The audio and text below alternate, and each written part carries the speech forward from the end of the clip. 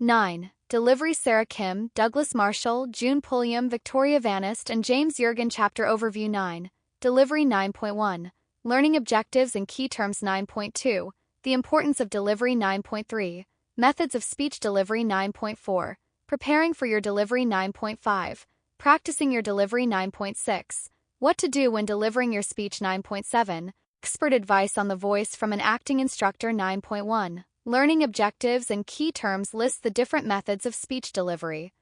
Identify key elements in preparing to deliver a speech. Describe the benefits of delivery-related behaviors. Utilize specific techniques to enhance speech delivery. Extemporaneous speaking, impromptu speaking, lectern, manuscript speaking, memorized speaking, monotone, pitch, rate, tone, vocal cue, vocalized pauses, volume. Learning Objectives. Key Terms. 9.2. The importance of delivery. Some surveys indicate that many people claim to fear public speaking more than death, but this finding is somewhat misleading. No one is afraid of writing their speech or conducting the research. Instead, people generally only fear the delivery aspect of the speech, which, compared to the amount of time you will put into writing the speech, will be the shortest part of the speech-giving process. The irony, of course, is that delivery, being the thing people fear the most, is simultaneously the aspect of public speaking that will require the least amount of time. Consider this scenario about two students, Bobby and Chris. Bobby spends weeks doing research and crafting a beautifully designed speech that, on the day she gets in front of the class, she messes up a little because of nerves. While she may view it as a complete failure, her audience will have gotten a lot of good information and most likely written off his mistakes due to nerves, since they would be nervous in the same situation. Chris, on the other hand, does almost no preparation for his speech, but, being charming and comfortable in front of a crowd, smiles a lot while providing virtually nothing of substance. The audience takeaway from Chris's speech is, "I have no idea what he was talking about," and other feelings ranging from "he's good in front of an audience" to "I don't trust him." So the moral here is that a well-prepared speech that is delivered poorly is still a well-prepared speech, whereas a poorly written speech delivered superbly is still a poorly written speech. Despite this irony, we realize that delivery is what you are probably most concerned about when it comes to giving speeches, so this chapter is designed to help you achieve the best delivery possible and eliminate some of the nervousness you might be feeling. To do that, we should first dismiss the myth that public speaking is just reading and talking at the same time. You already know how to read and you already know how to talk, which is why you're taking a class called public speaking and not one called public talking or public reading. Speaking in public has more formality than talking. During a speech, you should present yourself professionally. This doesn't necessarily mean you must wear a suit or dress up unless your instructor asks you to. However, it does mean making yourself presentable by being well-groomed and wearing clean, appropriate clothes. It also means being prepared to use language correctly and appropriately for the audience and the topic, to make eye contact with your audience, and to look like you know your topic very well. While speaking has more formality than talking, it has less formality than reading. Speaking allows for flexibility, meaningful pauses, eye contact, small changes in word order, and vocal emphasis. Reading is a more or less exact replication of words on paper without the use of any nonverbal interpretation. Speaking, as you will realize if you think about excellent speakers you have seen and heard, provides a more animated message. 9.3. Methods of Speech Delivery. What follows are 4 methods of delivery that can help you balance between too much and too little formality when giving a speech. Each has its own strengths and weaknesses, but you will most likely want to focus on the extemporaneous approach, since that is probably what your instructor will want from you. Impromptu speaking. Impromptu speaking is the presentation of a short message without advanced preparation. You have probably done impromptu speaking many times in informal conversational settings. Self-introductions in group settings are examples of impromptu speaking. "Hi, my name is Steve, and I'm a volunteer with the Homes for the Brave program." Another example of impromptu speaking occurs when you answer a question such as, "What did you think of the movie?" Your response has not been pre-planned, and you are constructing your arguments and points as you speak. Even worse, you might find yourself going into a meeting and your boss says, "I want you to talk about the last stage of the project," and you have no warning. The advantage of this kind of speaking is that it's spontaneous and responsive in an animated group context. The disadvantage is that the speaker is given little or no time to contemplate the central theme of his or her message. As a result, the message may be disorganized and difficult for listeners to follow. Here is a step-by-step guide that may be useful if you are called upon to give an impromptu speech in public. 1. Take a moment to collect your thoughts and plan the main point or points you want to make. 2. Thank the person for inviting you to speak. Do not make comments about being unprepared, called upon at the last moment, on the spot, or uneasy. No one wants to hear that, and it will embarrass others and yourself. 3. Deliver your message, making your main point as briefly as you can while still covering it adequately and at a pace your listeners can follow. 4. Stay on track. Answer the question or prompt as given. Resist the temptation to go elsewhere. 5. If you can, use a structure using numbers if possible, 2 main reasons, or 3 parts of our plan, or 2 side effects of this drug. Past, present, and future, or East Coast, Midwest, and West Coast are common structures. 6. Thank the person again for the opportunity to speak. 7. Stop talking. If in front of an audience, don't keep talking as you move back to your seat. Impromptu speeches are generally most successful when they are brief and focus on a single point. Manuscript speaking is the word-for-word iteration of a written message. In a manuscript speech, the speaker maintains his or her attention on the printed page except when using visual aids. The advantage to reading from a manuscript is the exact repetition of original words. In some circumstances, this can be extremely important. For example, reading a statement about your organization's legal responsibilities to customers may require that the original words be exact. In reading one word at a time in order, the only errors would typically be mispronunciation of a word or stumbling over complex sentence structure. A manuscript speech may also be appropriate at a more formal affair, when your speech must be said exactly as written in order to convey the proper emotion or decorum the situation deserves. However, there are costs involved in manuscript speaking. First, it's typically an uninteresting way to present. Unless the speaker has rehearsed the reading as a complete performance animated with vocal expression and gestures, the presentation tends to be dull. Keeping one's eyes glued to the script prevents eye contact with the audience. For this kind of straight manuscript speech to hold audience attention, the audience must be already interested in the message and speaker before the delivery begins. It is worth noting that professional speakers, actors, news reporters, and politicians often read from an autocue device, such as a teleprompter, especially when appearing on television where eye contact with the camera is crucial. With practice, a speaker can achieve a conversational tone and give the impression of speaking extemporaneously and maintaining eye contact while using an autocue device. However, success in this medium depends on 2 factors. The speaker is already an accomplished public speaker who has learned to use a conversational tone while delivering a prepared script, and the speech is written in a style that sounds conversational and in spoken rather than written, edited English, for example, with shorter sentences and clearer transitions. For the purposes of your public speaking class, you will likely not be allowed to read your speech. Instead, you will be assigned to give an extemporaneous presentation. Extemporaneous speaking is the presentation of a carefully planned and rehearsed speech, spoken in a conversational manner using brief notes. By using notes rather than a full manuscript, the extemporaneous speaker can establish and maintain eye contact with the audience and assess how well they are understanding the speech as it progresses. And since you will be graded on establishing and maintaining eye contact with your audience, extemporaneous speaking can be extremely beneficial in that regard. Without all the words on the page to read, you have little choice but to look up and make eye contact with your audience. In some cases, your instructor will require you to prepare strong preparation and speaking outlines as a foundation for your speech. This topic is addressed in Chapter 6. Speaking extemporaneously has some advantages. Promotes the likelihood that you, the speaker, will be perceived as knowledgeable and credible since you know the speech well enough that you don't need to read it. In addition, your audience is likely to pay better attention to the message because it is engaging both verbally and non-verbally. It also allows flexibility. You are working from the strong foundation of an outline, but if you need to delete, add, or rephrase something at the last minute or to adapt to your audience, you can do so. The outline also helps you be aware of main ideas versus subordinate ones. Adequate preparation cannot be achieved the day before you're scheduled to speak, so be aware that if you want to present a credibly delivered speech, you will need to practice many times. Because extemporaneous speaking is the style used in the great majority of public speaking situations, most of the information in the subsequent sections of this chapter is targeted toward this kind of speaking. Memorized speaking. Memorized speaking is the rote recitation of a written message that the speaker has committed to memory. Actors, of course, recite from memory whenever they perform from a script.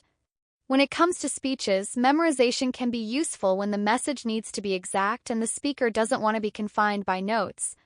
The advantage to memorization is that it enables the speaker to maintain eye contact with the audience throughout the speech.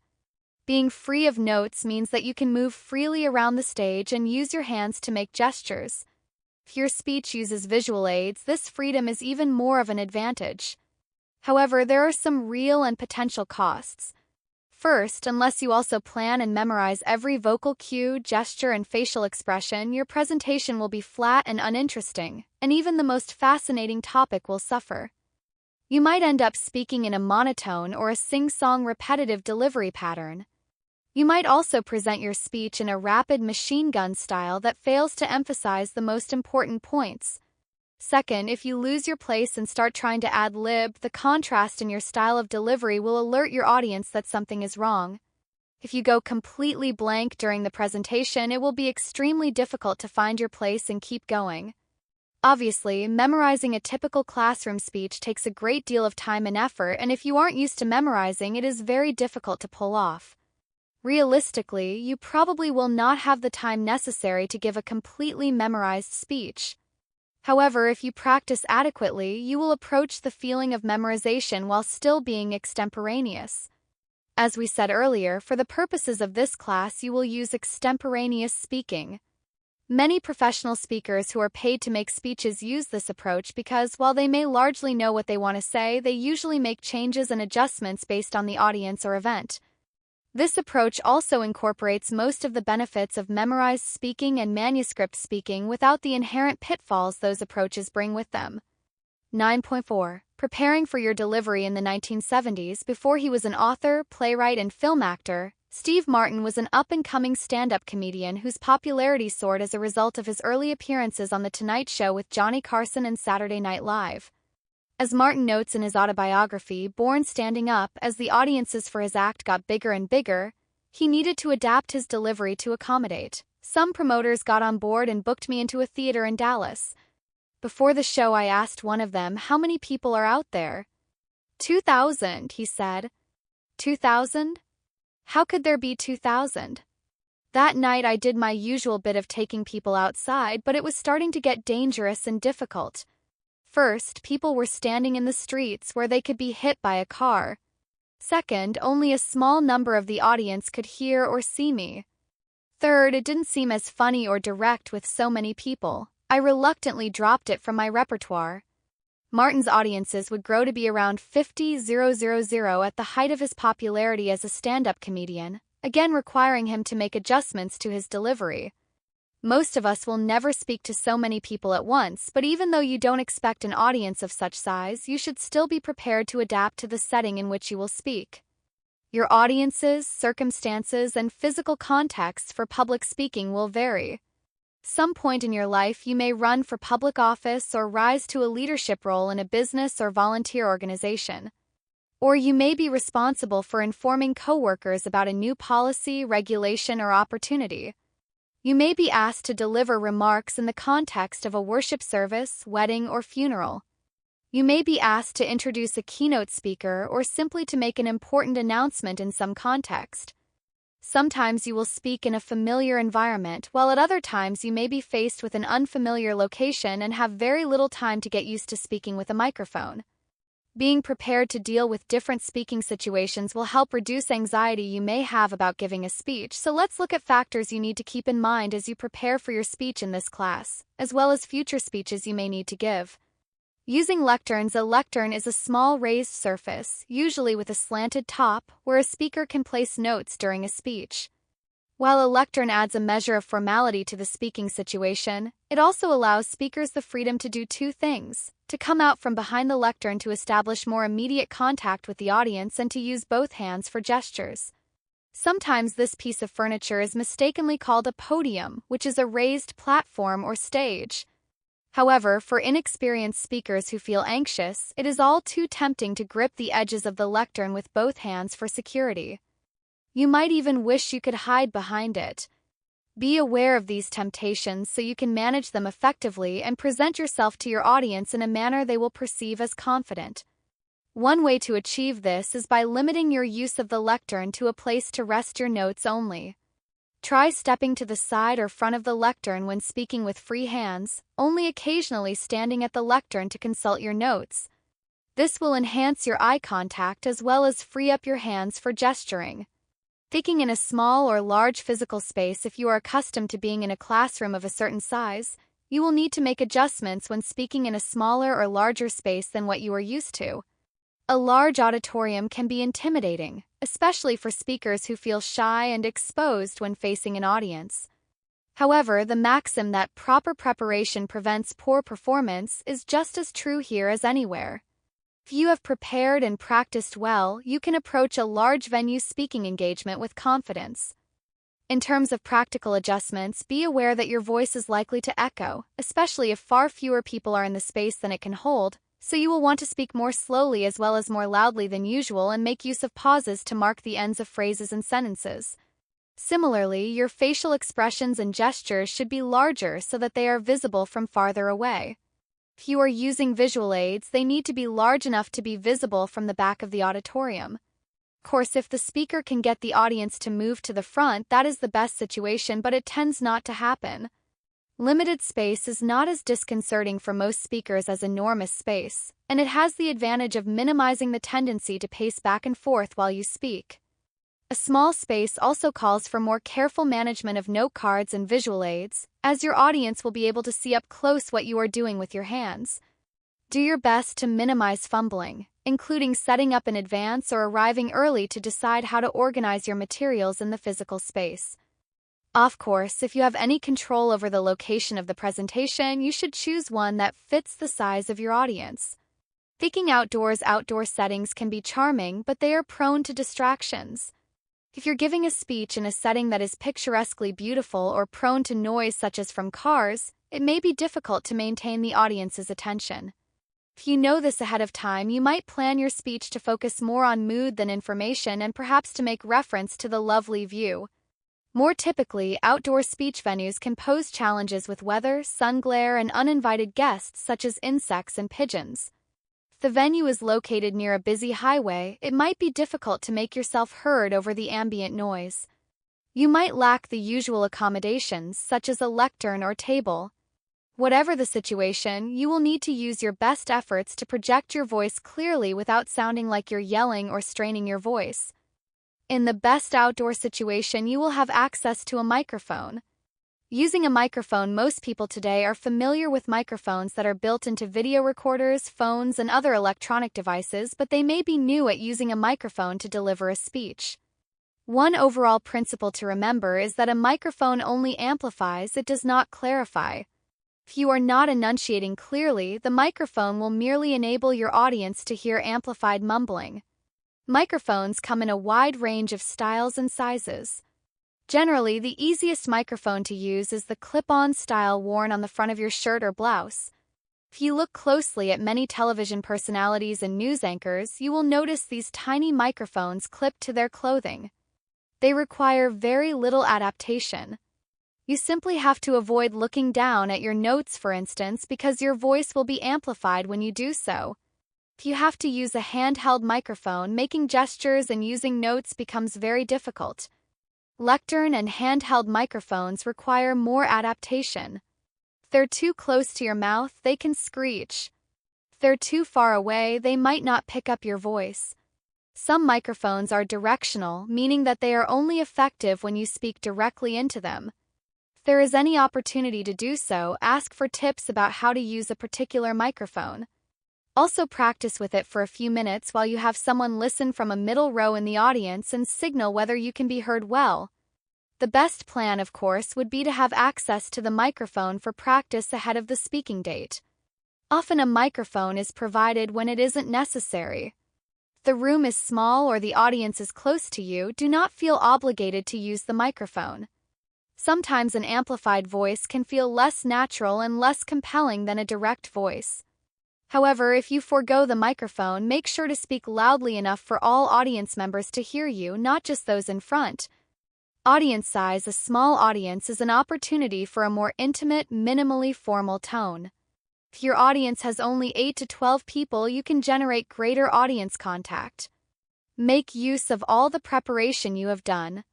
You do not have to revamp your speech just because the audience is small. When the presentation is over, there will most likely be opportunities to answer questions and have individual contact with your listeners. One problem with a small audience is that some people will feel it is their right or they have permission to interrupt you or raise their hands to ask questions in the middle of your speech. This makes for a difficult situation because the question may be irrelevant to your topic or cause you to go on a sidetrack if answered. The best you can do is say you'll try to deal with that question at the end of the speech if you have time and hope they take the hint. Better, good rules should be established at the beginning that state there is limited time but discussion may be possible at the end. Your classroom audience may be as many as 20 to 30 students. The format for an audience of this size is still formal but conversational. Depending on how your instructor structures the class, you may or may not be asked to leave time after your speech for questions and answers. Some audiences are much larger. If you have an audience that fills an auditorium, or if you have an auditorium with only a few people in it, you still have a clearly formal task and you should be guided as much as possible by your preparation. 9.5. Practicing your delivery. There is no foolproof recipe for good delivery. Each of us is unique, and we each embody different experiences and interests. This means each person has an approach or a style that is effective for her or him. This further means that anxiety can accompany even the most carefully researched and interesting message. But there are some techniques you can use to minimize that anxious feeling and put yourself in the best possible position to succeed on speech day. If you've ever watched your favorite college football team practice, you may have noticed that sometimes obnoxiously loud crowd noise is blaring over the speaker system in the stadium. Coaches know that the crowd, whether home or away, will be raucous and noisy on game day. So to prepare, they practice in as realistic an environment as possible. You need to prepare for your speech in a similar way. What follows are some general tips you should keep in mind, but they all essentially derive from one very straightforward premise. Practice your speech beforehand at home or elsewhere the way you will give it in class. Practice your speech out loud. We sometimes think that the purpose of practicing a speech is to learn the words and be prepared for what we will need to say. Certainly that is part of it, but practice also lets you know where potential problems lie. For example, if you only read your speech in your head or whisper the words quietly, you're not really practicing what you will be doing in front of the class. Since you will be speaking with a normal volume for your assignment, you need to practice that way even at home. Not only will this help you learn the speech, but it will help identify any places where you tend to mispronounce or stumble over words. Also, sentences on paper do not always translate well to the spoken medium. Practicing out loud allows you to actually hear where your sentences and phrases are awkward, unnatural, or too long, and allows you to correct them before getting up in front of the audience. Practice your speech standing up. In all the time that the authors of this book have been teaching speech, not once have either of us come into a classroom and seen a bed behind the lectern for students to speak from. This is to say that when you practice at home, lying on your bed reading your speech really only prepares you for one thing: lying on a bed reading a speech. Since you will be standing in front of your class, you need to practice that way. As we mention in more detail below, the default position for delivering a speech is with your feet shoulder-width apart and your knees slightly bent. Practicing this way will help develop muscle memory and will make it feel more natural when you are doing it for real. We also suggest you wear the same shoes you will be wearing on the day of your speech. Practice your speech with a lectern. One of the biggest challenges with practicing a speech as you're going to give it is usually the fact that most of us don't own a lectern. This is problematic since you don't want to practice giving your speech while holding your notes in front of you, because that is what will feel comfortable when you give your speech for real. So the solution is to practice your speech while standing behind something that approximates the lectern you will have in your classroom. Sometimes this may be a kitchen counter or maybe even a dresser you pull away from the wall. One particularly creative idea that has been used in the past is to pull out an ironing board and stand behind that. Point is that you want to get experience standing behind something and resting your speech on it. Of course, if you really want to practice with an actual lectern, it might be worth the time to see if your classroom is empty later in the day or find out if another classroom has the same type of lectern in it. Practicing with the real thing is always ideal. Additionally, one should be equally prepared for the event in which a lectern is missing or unavailable in the room in which the speech will be given. Flexible speakers are able to communicate their priorities with or without a lectern. Practice your speech with an audience. Obviously, on the day you give your speech, you will have an audience of your fellow students and your professor watching you. The best way to prepare for the feeling of having someone watch you while giving a speech is to have someone watch you while you practice giving a speech. We don't mean a collection of stuffed animals arranged on your bed or locking your pets in the room with you, but actual human beings. Ask your parents, siblings, friends, or significant other to listen to you while running through what you will say. Not only will you get practice in front of an audience, but they may be able to tell you about any parts that were unclear or problems you might encounter when you give it for a grade. Not to overcomplicate the issue, but remember that when you speak to your class, you will have an entire room full of people watching. Therefore, if you only have one person watching you practice, be sure to simulate an entire audience by looking around the room and not focusing on just that one person. When you give your speech for real, you will want to make eye contact with the people on the left side of the room as well as the right, with the people in the front as well as in the back.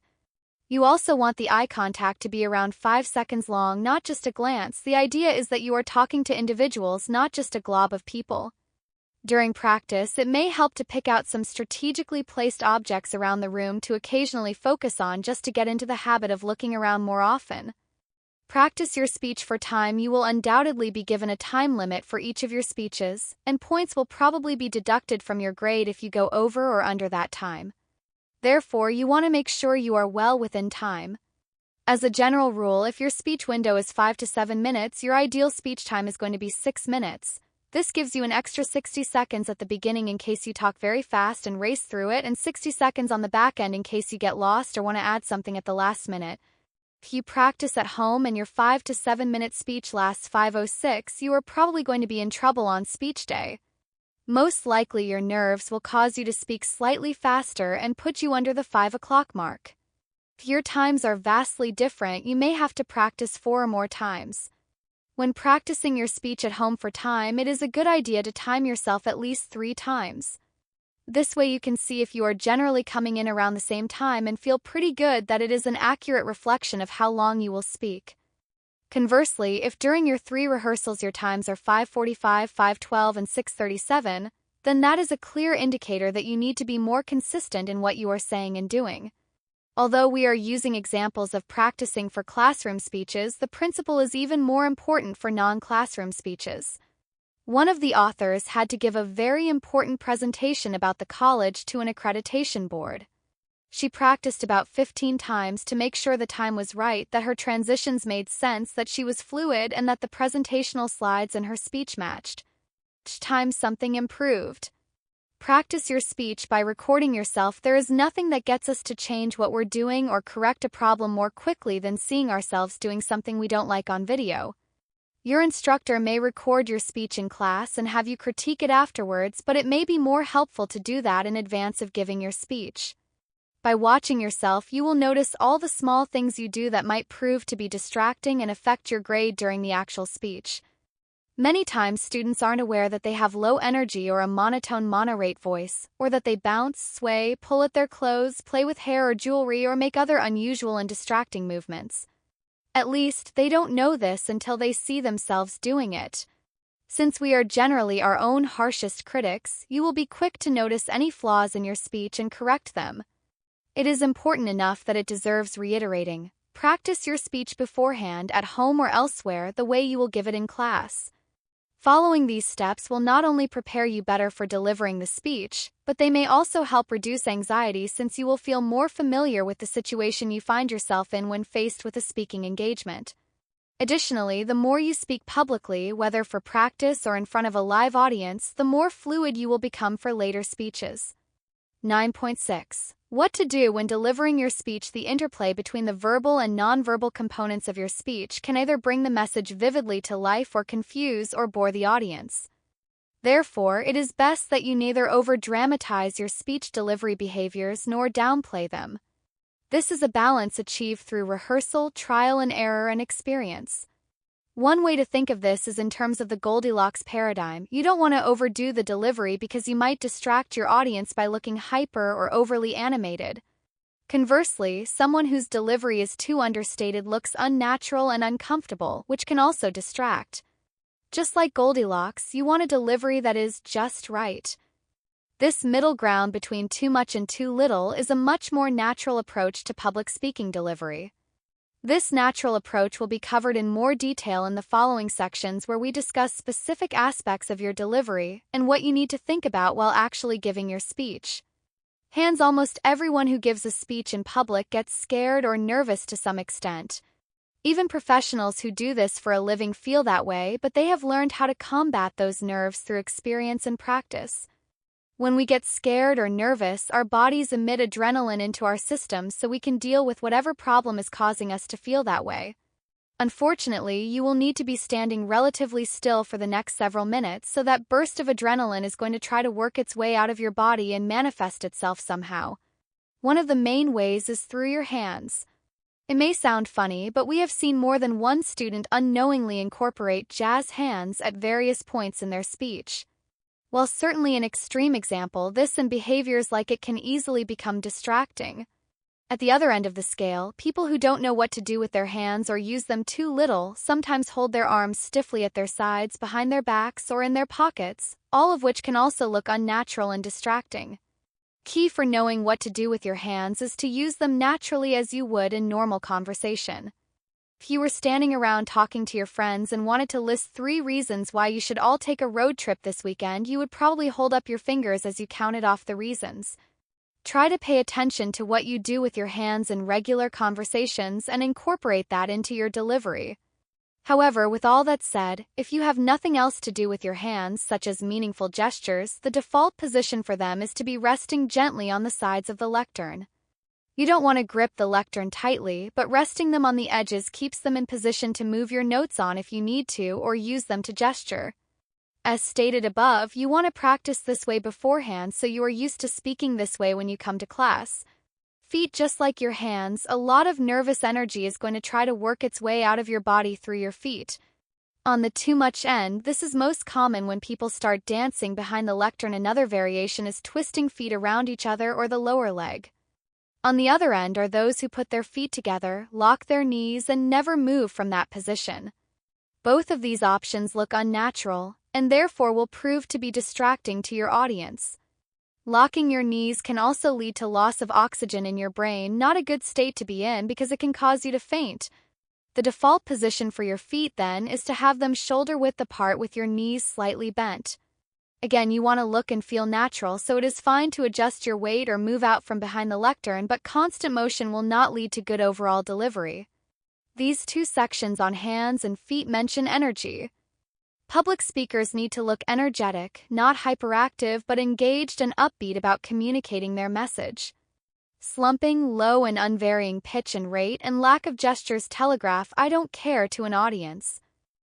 There is a very simple rule when it comes to what you should bring with you to the lectern when you give your speech. Only bring to the lectern what you absolutely need to give the speech. Anything else you have with you will only serve as a distraction for both you and the audience. For the purposes of this class, the only objects you should need to give your speech are whatever materials you are speaking from, and possibly a visual aid if you are using one. Beyond that, don't bring pens, laptops, phones, Lucky Charms, or notebooks with you to the lectern. These extra items can ultimately become a distraction themselves when they fall off the lectern or get in your way. Some students like to bring their electronic tablet, laptop, computer, or cell phone with them, but there are some obvious disadvantages to these items, especially if you don't turn the ringer on your cell phone off. Cell phones are not usually large enough to serve as presentation notes. We've seen students squint and hold the phone up to their faces. Not only do you need to be aware of what you bring with you, but you should also be aware of what you have on your person as well. Sometimes, in the course of dressing for a speech, we can overlook simple issues that can cause problems while speaking. Some of these can include jewelry that jingles when you move, such as heavy bracelets, uncomfortable shoes or shoes that you are not used to, anything with fringe, zippers, or things hanging off it. They might become irresistible to play with while speaking. For those with longer hair, remember that you will be looking down at your notes and then looking back up. Don't be forced to fix your hair or tuck it behind your ear every time you look up. Use a hairband, clip, or some other method to keep your hair totally out of your face so that the audience can see your eyes and you won't have to adjust your hair constantly. It can be very distracting to an audience to watch a speaker pull hair from his face after every sentence. The lectern and posture. We have already discussed the lectern, but it is worth mentioning again briefly here. The lectern is a tool for you to use that should ultimately make your speech easier to give, and you need to use it that way. On the too much end, some people want to trick their audience into thinking they are not nervous by leaning on the podium in a relaxed manner, sometimes going so far as to actually begin tipping the podium forward. Your lectern is not part of your skeletal system to prop you up, so don't do this. On the too little end are those who are afraid to touch it, worried that they will use it incorrectly or somehow knock it over. As always, you want the Goldilocks middle ground. As stated above, rest your notes and hands on it, but don't lean on the lectern or hug it. Practicing with a lectern will eliminate most of your fears about using it. The lectern use is related to posture. Most of us let gravity pull us down. One of the muscle memory tricks of public speaking is to roll your shoulders back. Along with making your shoulder muscles feel better, doing so with feet apart and knees bent, rolling your shoulders back will lead to a more credible physical presence. You'll look taller and more energetic. You'll also feel better, and you'll have larger lung capacity for breathing to support your tone and volume. Eye contact, as we've said consistently throughout this book, your audience is the single biggest factor that influences every aspect of your speech. And since eye contact is how you establish and maintain a rapport with your audience during your speech, it is an extremely important element of your delivery. Your professor may or may not indicate a standard for how much eye contact you need during the speech, such as 50%, but he or she will absolutely want to see you making an effort to engage your audience through looking directly at them. What is important to know here is that you want to establish genuine eye contact with your audience and not fake eye contact. There have been a lot of techniques generated for faking eye contact, and none of them look natural. For example, these are not good ideas. 3 points on the back wall. You may have heard that instead of making eye contact, you can just pick 3 points on the back wall and look at those. What ends up happening, though, is you look like you are staring off into space, and your audience will spend the majority of your speech trying to figure out what you are looking at. To avoid this, look around the entire room, including the front, back, left, and right sides of the space. The swimming method. This happens when someone is reading his or her speech and looks up quickly and briefly to try to make it seem like they are making eye contact, not unlike a swimmer who pops his head out of the water for a breath before going back under. Eye contact is more than just physically moving your head. It is about looking at your audience and establishing a connection. In general, your eye contact should last at least 5 seconds at a time and should be with individuals throughout the room. The stare down, since you will to some degree be graded on your eye contact, some students think that the best way to ensure they get credit for establishing eye contact is to always and exclusively look directly at their professor. While we certainly appreciate the attention, we want to see that you are establishing eye contact with your entire audience, not just one person. Also, this behavior is uncomfortable for the instructor. Vocal considerations. Volume refers to the relative softness or loudness of your voice. Like most of the other issues we've discussed in this section, the proper volume for a given speaking engagement usually falls on a scale like the one above. If you speak too softly, your audience will struggle to hear and understand you and may give up trying to listen. If you speak with too much volume, your audience may feel that you are yelling at them, or at least feel uncomfortable with you shouting. The volume you use should fit the size of the audience and the room. Fortunately, for the purposes of this class, your normal speaking voice will probably work just fine since you are in a relatively small space with around 20 people. However, if you know that you are naturally a soft-spoken person, you will need to work on breathing to get more air into your lungs. and on projecting your voice to the people in the last row, not just those in the front. Of course, if you are naturally a very loud talker, you may want to make other adjustments when giving your speech. Obviously, this will all change if you are asked to speak in a larger venue or given a microphone to use. Public speaking relies on the voice for interest, credibility, audibility, and clarity. The British Prime Minister of the 19th century was quoted saying, "There is no greater index of character so sure as the voice." While that seems exaggerated today, a public speaker at any level cannot ignore the energy, loudness, and clarity in their voice. There are 4 steps to voice production: breathing, phonation, resonation, and articulation, which produces the sounds of language others can understand and is responsible for rate and for being understood. Your instructor may give you more directions on maximizing the power of your voice to achieve more variety and power. We have all listened to a low-energy, monotone, mono-rate speaker and know how hard it is, so you should pay attention to your recording, perhaps by closing your eyes and just listening to see if your voice is flat and lifeless. Pitch is the relative highness or lowness of your voice, and like everything, you can have too much or too little. Too much pitch variation occurs when people sing their speeches, and their voices oscillate between very high-pitched and very low-pitched. While uncommon, this is sometimes attributed to nerves. More common is too little variation in pitch, which is known as being monotone. Delivering a speech in a monotone manner is usually caused by reading too much. Generally, the speaker's focus is on saying the words correctly. They forget to speak normally to show their interest in the topic, as we would in everyday conversation. For most people, pitch isn't a major issue, but if you think it might be for you, ask the people in your practice audience what they think. Generally, if we are interested in and passionate about communicating our thoughts, we are not likely to be monotone. We are rarely monotone when talking to friends and family about matters of importance to us, so pick topics you care about. Rate how quickly or slowly you say the words of your speech is the rate. Too little rate will make it sound like you may not fully know your speech or what you are talking about, and will ultimately cost you some credibility with your audience.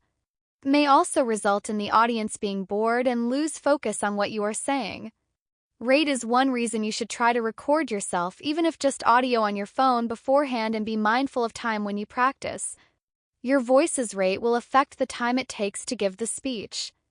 By contrast, too much rate can be overly taxing on an audience's ability to keep up with and digest what you are saying. It sometimes helps to imagine that your speech is a jog or run that you and your friends are taking together. You are setting the pace based on how quickly you speak. If you start sprinting, it may be too difficult for your audience to keep up and they may give up halfway through. If you know you speak quickly, especially when nervous, be sure to practice slowing down and writing yourself delivery cues in your notes to maintain a more comfortable rate. As always, recording and timing your speech during practice helps. You especially will want to maintain a good, deliberate rate at the beginning of your speech because your audience will be getting used to your voice. We have all called a business where the person answering the phone mumbles the name of the business in a rushed way. We aren't sure if we called the right number. Since the introduction is designed to get the audience's attention and interest in your speech, you will want to focus on clear delivery there. Regulating rate is another reason why video recording yourself can be so helpful, because we often do not realize how fast we speak. Pause is the common misconception for public speaking students is that pausing during your speech is bad, but that isn't necessarily true. You pause in normal conversations, so you shouldn't be afraid of pausing while speaking. This is especially true if you are making a particularly important point or want for a statement to have a more powerful impact. You will want to give the audience a moment to digest what you have said. For example, consider the following statement. Because of issues like pollution and overpopulation, in 50 years the Earth's natural resources will be so depleted that it will become difficult for most people to obtain enough food to survive. Following a statement like this, you want to give your audience just a brief moment to fully consider what you are saying. Hopefully, they will think something along the lines of, "What if I'm still alive then?" Or "What will my children do?" and become more interested in hearing what you have to say. Of course, there is such a thing as pausing too much, both in terms of frequency and length. Someone who pauses too often may come off seeming like they don't know their speech very well. Someone who pauses too long runs the risk of the audience feeling uncomfortable or, even worse, becoming distracted or letting their attention wander. We are capable of processing words more quickly than anyone can speak clearly, which is one of the reasons listening is difficult. Pauses should be controlled to maintain attention of the audience. Vocalized pauses at various points during your speech. You may find yourself in need of a brief moment to collect your thoughts or prepare for the next section of your speech. Those moments, you will be pausing, but we don't always like to let people know that we're pausing. So what many of us do in an attempt to trick the audience is fill in those pauses with sounds so that it appears that we haven't actually paused. These are known as vocalized pauses or sometimes fillers. Another term for them is non-fluencies. Everyone uses vocalized pauses to some degree, but not everyone's are problematic. This obviously becomes an issue when the vocalized pauses become distracting due to their overuse. We have little doubt that you can remember a time when you were speaking to someone who said the word like, after every 3 words, and you became focused on it. One of your authors remembers attending a wedding and began counting the number of times the best man said like, during his toast. The most common vocalized pause is, but then there are others. Can you think of any? The bad news here is that there is no quick fix for getting rid of your vocalized pauses. They are so ingrained into all of our speech patterns that getting rid of them is a challenge. However, there is a 2-step process you can employ to begin eliminating them. First, you need to identify what your particular vocalized pause is. Do you say, well, or now before each sentence? Do you finish each thought with, you know? Do you use like before every adjective? After figuring out what your vocalized pause is, the second step is to carefully and meticulously try to catch yourself when you say it. If you hear yourself saying, remind yourself, I need to try to not say that. Catching yourself and being aware of how often you use vocalized pauses will help you begin the process of reducing your dependence on them and hopefully get rid of them completely. One of the authors uses a game in her class that she adopted from a couple of disc jockeys she used to hear. It is called the game. Callers had to name 6 things in a named category in 20 seconds without saying a vocalized pause word or phrase. Sounds easy, but it isn't, especially on the spot with a radio audience. It is a good way to practice focusing on the content and not saying a vocalized pause. 10 items listed above represent the major delivery issues you will want to be aware of when giving a speech, but it is by no means an exhaustive list. There is, however, one final piece of delivery advice we would like to offer. We know that no matter how hard you practice and how diligent you are in preparing for your speech, you are most likely going to mess up some aspect of your speech when you give it in class, at least a little. That's normal. Everyone does it. Key is to not make a big deal about it or let the audience know you messed up. Odds are that they will never even realize your mistake if you don't tell them there was a mistake. Saying something like, I can't believe I messed that up, or can I start over, just telegraphs to the audience your mistake. In fact, you have most likely never heard a perfect speech delivered in your life. It is likely that you just didn't realize that the speaker missed a line or briefly forgot what they wanted to say. Practice your speech beforehand at home or elsewhere the way you will give it in class. Since you know you are likely going to make some sort of mistake in class, use your practice time at home to work on how you will deal with those mistakes. If you say a word incorrectly or start reading the wrong sentence, don't go back and begin that section anew. That's not what you would do in class, so just correct yourself and move on. If you practice dealing with your mistakes at home, you will be better prepared for the inevitable errors that will find their way into your speech in class. A final thought on practice. We have all heard, practice makes perfect. That is not always true. Practice makes permanent. The actions become habitual. If you practice incorrectly, your performance will be incorrect. Be sure your practice is correct.